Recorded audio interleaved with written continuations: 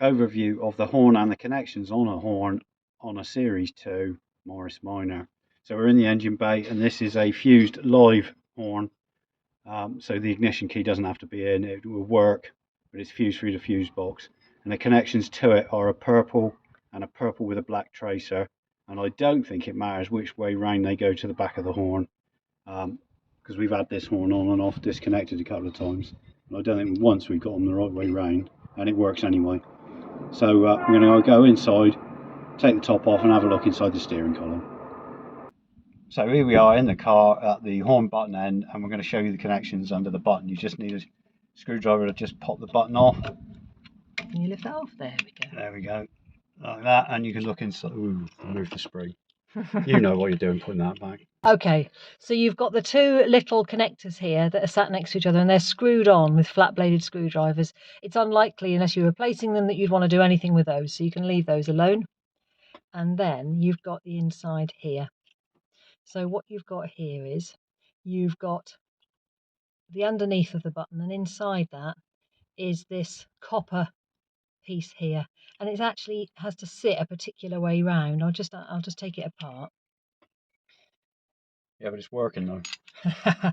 So it's got a little edge which fits in the little edge, and it's got a wider cutout there which goes, if we just pull it that way a little bit, there, the wider cutout there goes on the wider cutout there, so they have to match up. And actually, when I first did this, it took me a little while to work all that out. Just hold it like that. Yep. I'm on camera duty. Yeah, marvellous. Right, so I'm going to put those back. So I'm going to first of all put that where it belongs in this little holder, and I'm going to put that. And then what you've got is a little spring there.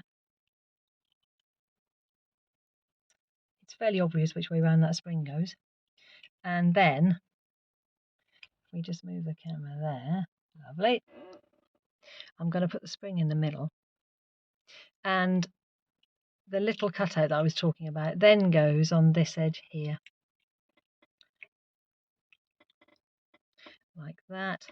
And then this also has a cutout on the edge of it, so I'm going to put that cutout where that cutout was, so they all sit together. It clicked in. And they all click in, and then you've got a horn. Once you get it right, it'll seat itself right, and then it will go up and down. Now, that's the easy bit. That is the easy bit. The complicated bit is on the steering column. So I'm going to go underneath there and hold the camera and show you what that looks like. So this is the tricky bit on the steering column connection. So there's one wire coming into the back of the connection here, which you can see it. It's purple and black. Which is a ring terminal, and it connects to, well, it looks like it connects to this bolt, but it doesn't.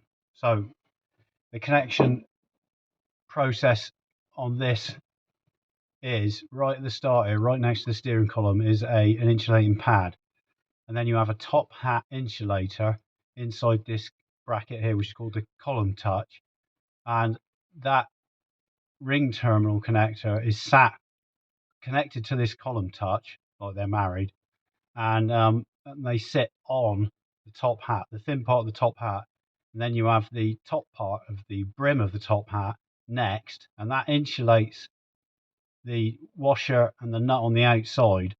So at no point does the ring terminal connector with the purple cable coming in and this column touch are connected at all times, but are totally insulated from the nut and bolt and washer which connects it to the column. So if you have any issues with your horn being on permanently, that means normally that somewhere on this connection, either the bracket or the ring terminal connector is now touching the bolt, nut or washer or steering, this part of the steering column, without being insulated. And that's what's happened. And it took us ages to work it out because there's hardly anything in any literature about it or online. But you worked out in the end, didn't you? Can we just repeat how it goes? So you've got the insulated pad first. You go first. No, you've got the insulated pad first. So that's insulated so that the bolt, basically that none of those connectors are touching the back on that metal piece of the steering wheel. That's right. And then you've got the top hat, And then on that top hat goes that column touch and the ring connector.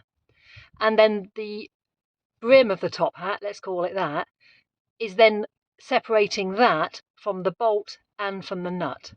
So the ring terminal and the column touch are married to each other, but don't touch anything else. That's right. And then you've got a working horn. Yeah, well, let's find out. Let's Okay. connect it up and beat me horn.